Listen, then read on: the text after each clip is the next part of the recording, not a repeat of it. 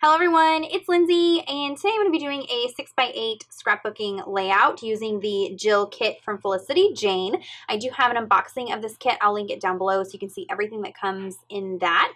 And I have this photo of my husband and I from our recent anniversary trip. I did go ahead and scrap this, I guess, in my Project Life album, but I really love this photo. I wanted to pull it out and just do a spotlight page in my 6x8 album for this photo. So that's going to be kind of my plan for this year, is to do Project Life as just like everything that happens in the week, and then pull out special photos or special moments and then do 6x8 layouts for those. So I kind of got ahead of myself and had already picked one of the papers from the Jill kit that I think I'm going to use as my background piece. I had a really hard time deciding between all of these. They are just so pretty. But I wanted to play around with the stamp set and do some heat embossing and watercoloring to fussy cut some florals for this. So I'm going to go ahead and put you guys on fast forward and we will get this 6x8 layout put together. Okay, so we're going to start with the stamped images. So I have a piece of mixed media paper here. I will link everything down below for you guys. And I'm prepping it with a powder tool.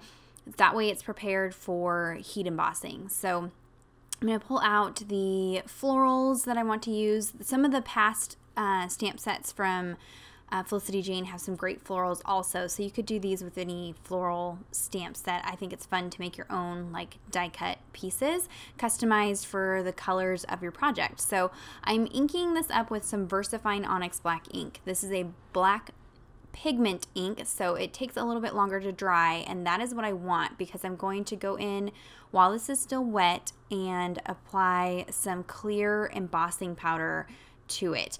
And this just adds texture, but also when you watercolor in these images, the clear embossing creates kind of a barrier, so you can I don't know, just get a different look with the watercolor.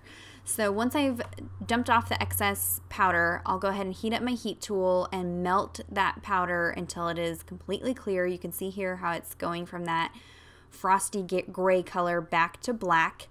And now it's all shiny and embossed. So I'll go ahead and stamp several of those floral bunches. I also pulled out that love stamp from the amber stamp set, and that's going to be part of my title.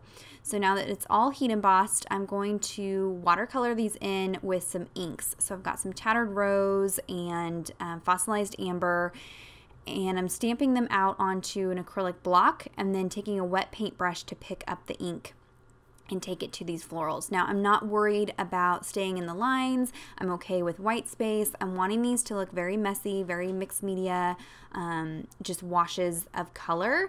And I like to come back in and kind of layer the colors, mix colors together.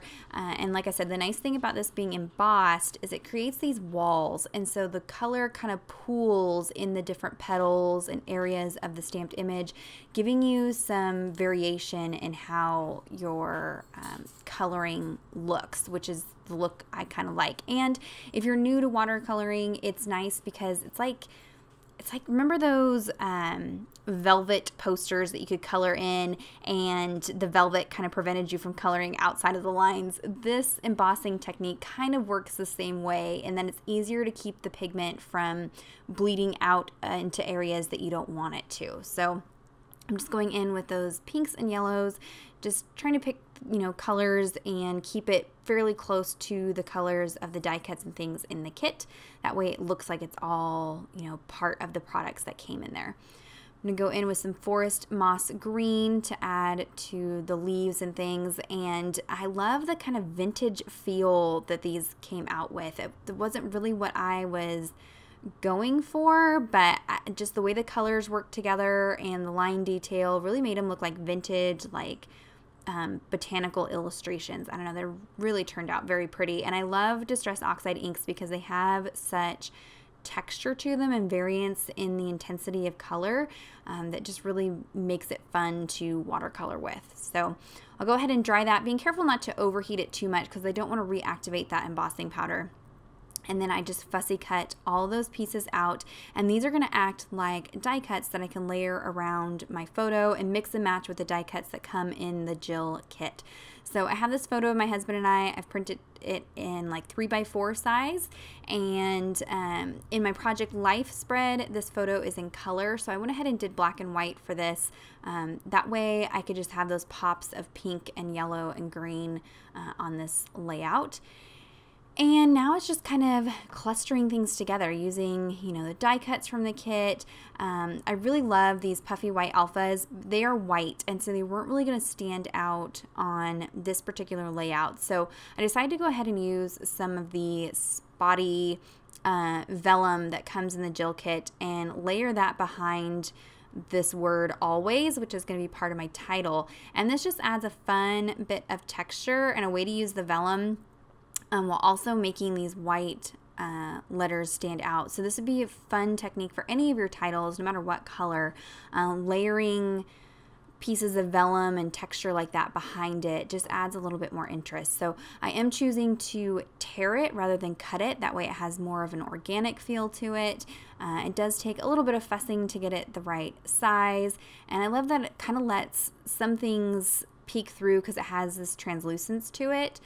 It's just really, really pretty. So now that I kind of know where everything's going to go, I'm going to start sticking things down. Now I am using a liquid adhesive, which if you've watched some of my videos is new for me. I usually use dry adhesive, but I've been doing so many projects that I am going through tape runner like crazy. So I'm going to try to switch up and use a liquid adhesive for some of these projects to see if that works a little bit better budget-wise.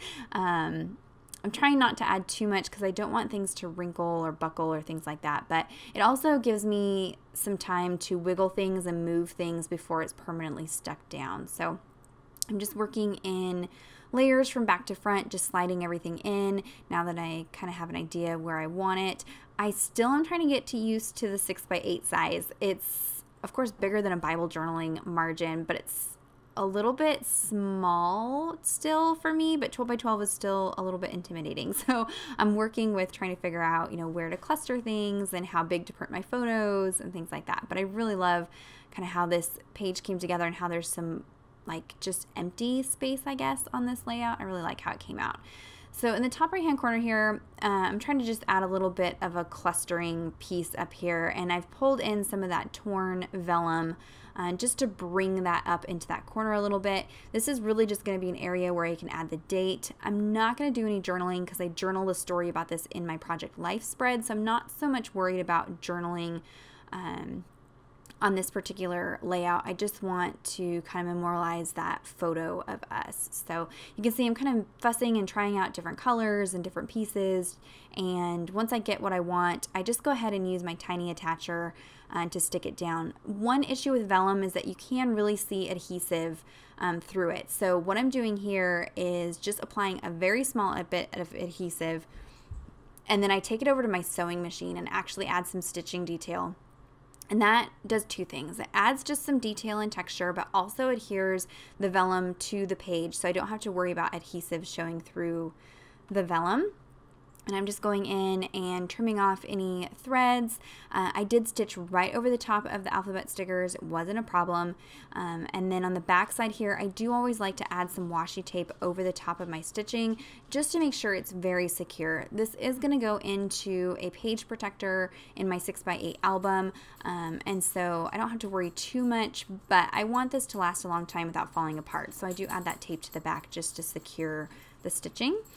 And then I can add this piece here, so it'll say Love Always will be my title. I just had a lot of fun with all the different like textures and pieces in this one. It was awesome. I'm taking my date stamp to add the date up there in the corner. And then I decided to go back in and add a little bit more watercolor detail. So I'm covering up my photo because I don't want to get any ink on my photo.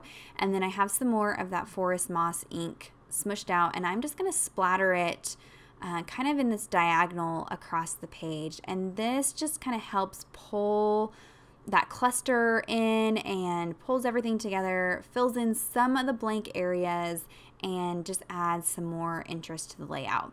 I'm also going to add some more of that tattered rose. It's like a light pink color.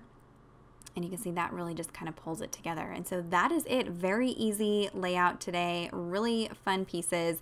If you have any questions or comments, be sure to leave those down below. Check out the description box. Head on over to the blog. Just check out more close-up photos of this project. And also there will be links to everything that I used in the description box.